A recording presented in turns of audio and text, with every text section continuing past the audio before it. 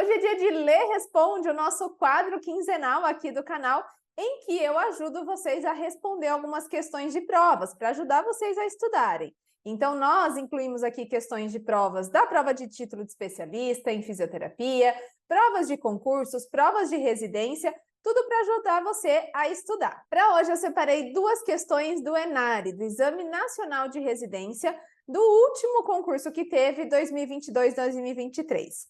Vamos lá, então, discutir essas questões? Seja bem-vindo de volta ao meu canal. Se você não me conhece, eu sou Letícia Campos, sou fisioterapeuta, especialista em terapia intensiva neonatal e pediátrica. Aqui nesse canal a gente conversa muito sobre temas relacionados à fisio na IPED, ventilação mecânica, fisiologia. Então, se você ainda não está inscrito, já aproveita para se inscrever, deixe o seu like e fique por aqui sempre, ative as notificações, porque toda semana nós temos vídeos novos.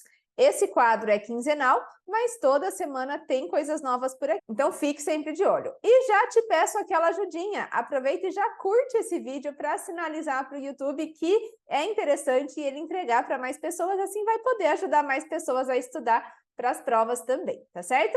Como eu já mencionei, para o vídeo de hoje eu separei duas questões do ENARE, da última prova que teve, 2022-2023, até o momento que eu estou gravando esse vídeo. Separei aqui duas questões para a gente discutir, então. Essa primeira questão que eu separei fala o seguinte, olha, paciente do sexo masculino internado com crise de asma em pronto atendimento de hospital. Aqui, se ele tem asma, a gente já sabe mais ou menos o que esperar. Pensando na fisiopatologia da doença, a gente sabe que é uma doença obstrutiva. Se ele está num momento de crise, ele está apresentando uma obstrução ao fluxo aéreo, que vai, claro, refletir em alterações de trocas gasosas, como hipoxemia e, muito provavelmente, acúmulo de CO2. É bem provável que na fase inicial da asma ele apresente uma hiperventilação, que na verdade reduza o CO2 por conta de ansiedade. Naquele momento inicial pode acontecer uma hiperventilação, mas é comum que esses pacientes acabem desenvolvendo, então, um acúmulo de CO2 junto com uma acidose respiratória, que a gente vai ver que é exatamente o que ele apresenta ao exame. Tá? Então, ele está em crise de asma, apresenta a utilização da musculatura acessória da respiração, presença de tiragem supraclavicular, então a gente está percebendo aqui que ele está num desconforto respiratório. Foi coletada uma gasometria arterial, na qual foi detectada, olha só, como a gente já mencionou, uma acidose respiratória descompensada. A respeito desse caso clínico, assinale a alternativa que apresenta, respectivamente, os possíveis valores de pH e PaCO2 no exame do paciente. Pois bem, tem vídeo aqui no canal, vou deixar no card para você poder assistir depois, em que a gente fala resumidamente sobre gasometria arterial, mas de um modo geral, então, se ele tem uma acidose respiratória, o que eu vou esperar? Eu espero que o pH esteja abaixo da normalidade, e a gente vai considerar aqui normalidade de 7,35 a 7,45, tá? Ele não fala a idade do paciente, mas muito provavelmente não é um neonato, não é um lactente, já que a gente sabe que tem o diagnóstico de asma, tá? Então, aqui o pH que a gente espera seria de 7,35 a 7,45. Significa que, se ele tem uma acidose respiratória, o pH vai estar abaixo de 7,35, tá certo? Além disso, a gente já sabe aqui que essa acidose é respiratória. Um pH baixo, ele pode acontecer por um acúmulo de ácido, ou seja, um aumento da PaCO2, ou ele também pode acontecer por uma redução de base, uma diminuição do bicarbonato, do HCO3. Como a gente já tem aqui que é uma condição respiratória, tudo que está relacionado ao PaCO2 vai ser um distúrbio respiratório primário. Então, o que a gente espera dessa gasometria? Que ele tenha um pH abaixo da normalidade e uma PaCO2 acima da normalidade. E aqui a gente vai considerar normal uma PaCO2 de 35 a 45. Se está alta, significa que está acima de 45 milímetros de mercúrio, tá certo? Vamos ver, então, dentre as alternativas, o que a gente pode encontrar. Olha só nessa primeira alternativa. ele tem um pH de 7,25, então ok, que está abaixo, né? A gente sabe que vai estar baixo, só que a PaCO2 está baixa também. Então, aqui não justificaria uma acidose respiratória. Essa PaCO2 baixa, junto com o pH baixo, muito provavelmente está acontecendo por uma condição metabólica que ela está tentando compensar, tá? Não é o caso, então aqui a gente já elimina essa alternativa. Nessa segunda alternativa aqui, o que a gente tem é 7,36 de pH, então está ali muito próximo da normalidade, tendendo a uma acidose, mas a PaCO2 está dentro da normalidade, então também não é o que a gente está procurando. Nesse caso, a PaCO2 está alta, que é o que a gente procura, só que olha esse pH. O pH está alto, mostrando, na verdade, uma alcalose. Uma alcalose, ela pode ser justificada por um bicarbonato alto ou por uma PaCO2 baixa.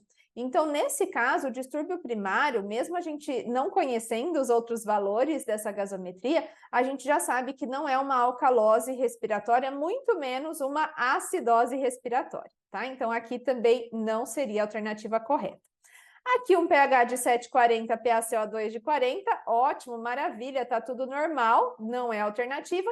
E a gente chega, então, na nossa alternativa correta, que é a alternativa E. Olha só o que está acontecendo aqui. Eu tenho um pH abaixo da normalidade, que era o que a gente procurava, tem uma acidose, e uma PaCO2 acima da normalidade, que era também o que a gente estava buscando para justificar essa acidose respiratória, tá certo? Então, a alternativa correta aqui era a alternativa E. Bem simples, só lembrar um pouquinho dos princípios da gasometria. Assiste aqui o vídeo que eu deixei no card para você e eu vou deixar mais vídeos na descrição aqui sobre gasometria que eu já gravei que vão te ajudar a fazer essa interpretação, tá certo? Vamos à próxima pergunta, então. Nessa questão, a gente tem aqui assuntos relacionados à curva de afinidade da oxihemoglobina, que também está, de certa forma, relacionada à gasometria, porque alterações gasométricas vão impactar na dissociação da oxihemoglobina, na afinidade do oxigênio com a oxihemoglobina, tá? Então, olha só. O que a questão fala para a gente? Existem fatores que influenciam a afinidade da hemoglobina pelo oxigênio, o que é de extrema importância para o fisioterapeuta ter conhecimento, pois pode influenciar na sua tomada de decisão. Sendo assim, assinale a alternativa que apresenta um fator que pode aumentar a afinidade da HB pelo oxigênio. Para a gente entender isso, vamos relembrar um pouquinho da curva de dissociação. Então, a gente tem aqui o valor de saturação e aqui a gente tem a PaO2, tá? Essa relação entre as duas não é linear. A gente sabe que o formato da dissociação da oxihemoglobina, ele tem mais ou menos esse formato. Olha, ele aumenta, aumenta, aumenta, em determinado momento ele atinge um platô, tá certo? Então, aqui, claro que não é exatamente assim, mas resumidamente a gente tem esse formato da curva de oxihemoglobina, tá? Aqui vamos imaginar que seria uma curva normal. Quando a gente tem um desvio para a direita dessa curva, então vamos imaginar aqui, olha, um desvio para a direita, isso vai diminuir a afinidade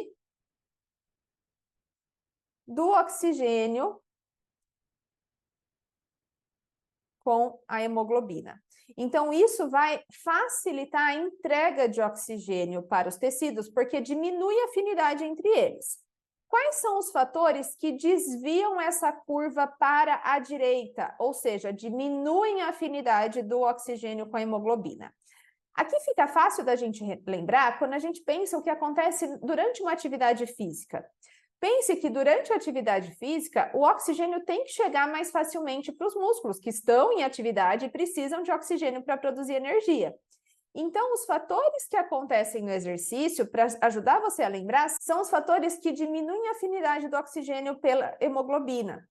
O que acontece durante o exercício com a temperatura, por exemplo? A temperatura aumenta, né? Como a gente está fazendo uma atividade, vai ter aumento de temperatura corporal. Então, aumento de temperatura é um fator que diminui a afinidade do oxigênio pela hemoglobina. Um outro fator importante é também o pH. Na verdade, a concentração de H+, né? Durante a atividade física, tá quebrando ali energia que está pronta e isso faz produzir ácido lático. Então, a tendência é a célula aumentar a quantidade de CO2, porque está usando mais oxigênio e está produzindo mais CO2. Além disso, vai ter uma diminuição do pH, tanto pela produção de ácido lático, como também por esse aumento de CO2, tá? Tem outros fatores que influenciam em tudo isso, mas de um modo geral, pense que durante a atividade física são esses fatores que vão estar associados e que vão, então, diminuir a afinidade do oxigênio pela hemoglobina, facilitando a sua entrega. Por outro lado, quando a gente tem aqui o desvio para a esquerda da curva, né, isso significa que existe um aumento da afinidade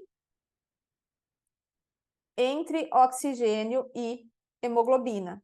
E os fatores são exatamente os opostos. Então, pensando nesse sentido aqui, tem outros fatores, mas pensando aqui, o que a gente tem? Uma diminuição da temperatura vai aumentar a afinidade do oxigênio pela hemoglobina. Uma redução da PaCO2 ou um aumento do pH também vão fazer aumentar a afinidade. O que a gente tem aqui, olha, de condição que faria isso?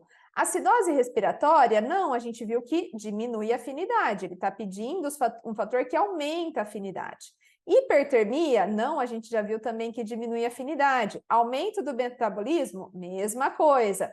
Um bicarbonato entre 22 e 26, não, isso daqui é o que a gente considera normal. Então, a alternativa correta que a gente tem aqui é a hipotermia. Como nós vimos, o contrário, né, vai desviar a curva para a esquerda, fazendo aumentar a afinidade do oxigênio e hemoglobina. Então, a redução da temperatura, ou seja, a hipotermia, tem esse efeito de aumentar a afinidade da HB pelo oxigênio, tá certo? Então, a alternativa correta aqui era a alternativa E.